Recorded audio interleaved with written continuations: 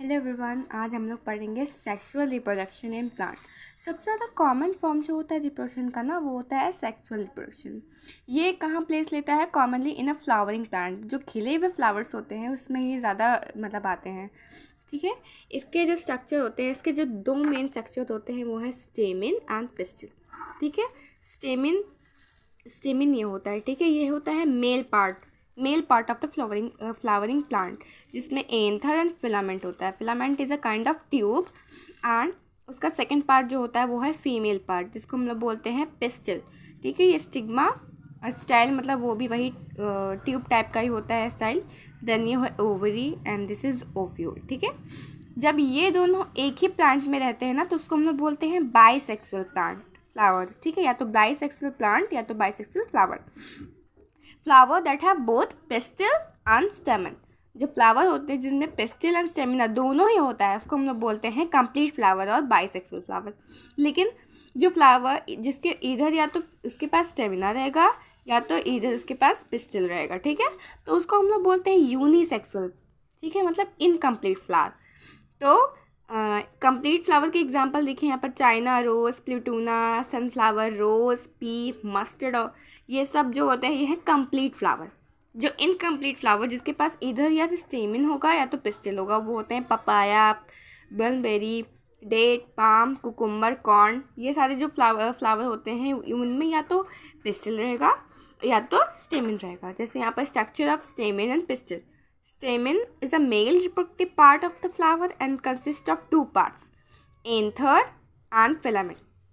Filament के through pollen grain anther पे जाता है and then cross pollination and self pollination के द्वारा वो stegmen, style, ovary and then वो ovule के अंदर जाएगा and ovule के अंदर वो seeds मतलब जनरेट करता है, जिसको हम लोग डिस्पर्स करते हैं by wind, water, explosion, anything. ठीक है, I will explain it later.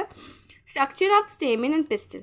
ठीक है, it consists of anther and filament, वो हमने बता दिया. Pollen grain that are present in the anther. ठीक है, pollen grain जो anther के अंदर होता है उसको हम लोग बोलते हैं male germans. ठीक है, उसको हम लोग बोलते हैं क्या? male germans. Present in the anther produce the male germans that I have told you. The pistil consists of ovary. ठीक है, style, stigma, ovary and contain one more ovules that produce female germans, जिसमें eggs होते हैं। ठीक है, उसे हम लोग बोलते हैं ovule। ये जो है ये सर्कल, इसे ही हम लोग बोलते हैं ovule। अब हम लोग पढ़ेंगे pollination। the transfer of pollen grain from the anther to the stigma of a flower। ठीक है, देखो, pollination is a transfer from the pollen grain to the anther।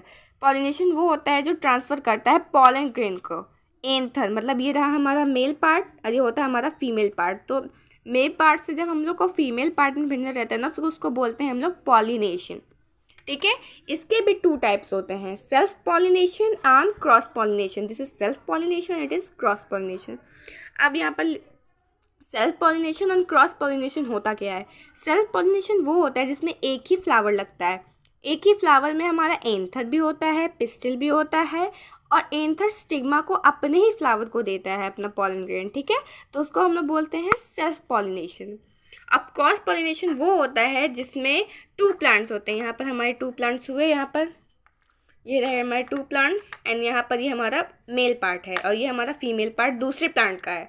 तो हमारा जो फर्स्ट प्लांट है उसमें से एंथर हमारे सेकेंड प्लांट पे गया है, ये दूसरा प्लांट है हमारा फ्लावर, तो ये दूसरे फ्लावर पे गया और ये दूसरे स्टिग्मा को दे दिया अपना पॉलन ग्रेन, तो इसे हम लोग बोलते हैं क्रॉस पॉलिनेशन। ठीक है, ये हमारा हो गया क्रॉस पॉलिनेशन। अब हम लोग पढ़ेंगे dispersal of seeds. Dispersal of seeds हमारे होते हैं टोटल 4 टाइप्स के। ठीक है, by wind, by water, by animals and by explosion.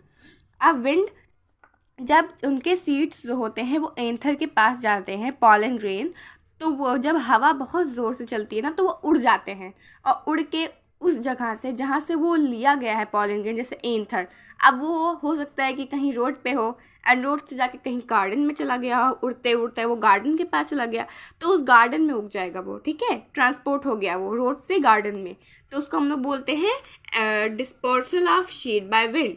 ठीक है, dispersal of seeds by wind. Then अब dispersal of seeds by water. इसका बेस्ट एग्जाम्पल हम लोग को मिलेगा लिली से एंड कोकोनट से, ठीक है। Lily and coconut is a best example for the dispersal of seed by water. Coconuts का प्लांट सब लोग देखते हैं, वो वाटर से हर तरफ घिरा हुआ रहता है। जब उसके जो कोकोनट होता है वो जब नीचे फॉल करता है तो वो वाटर से बह बह के कहीं और शिफ्ट हो जाता है। और फिर जब कहीं और शिफ्ट होता है तो वो फर्टिलाइज पाके वहीं पर उग जाता है। फर्टिलाइज मतलब मीन्स अच्छा पानी, मतलब अच्छा पानी एंड वहाँ पर लैंड भी हो तो वो बहुत ही इक्वल रहता है अमाउंट पे। तो फिर जब वहाँ पर इक्वल अमाउंट का हर चीज़ पाएगा तो वहाँ पर तो वो उग जाएगा नमी पाके। Then it is the same as lily also. Lily कहाँ रहती है? फ्लावरी प्लांट है वो। तो फ्लावर प्लांट जो होता है वो वाटर पे उगती है लिली, ठीक है। तो वाटर पे उसने अपना सीड्स गिराया, फिर वाटर से वो डिस्पर्स होकर कहीं और जगह चली गई, फिर वहीं पर उग गई, वाटर में ही उग गई, कहीं और जाके उग गई, तो वहाँ जाके वो उग गई। तो ये भी हमारा हो गया है disperse of seeds by water. Then disperse of seed by animals. Animal से कैसे डिस्पर्स किया जाता है? ये वाला प्लांट सबने देखा होगा, इसको बोलते हैं एस्थम, एंथियम। एंथियम को मतलब सब लोगों ने देखा होगा। ये बहुत ही ऐसे हुक्स टाइप के इसके पास रहते हैं। ये देखो यहाँ पे बताया है ना, हुक्स, ये सारे हुक्स होते हैं। जब आप कहीं जा रहे हो या तो कहीं फॉरेस्ट टाइप में ना, तो ये आपको कहीं भी दिख जाएंगे।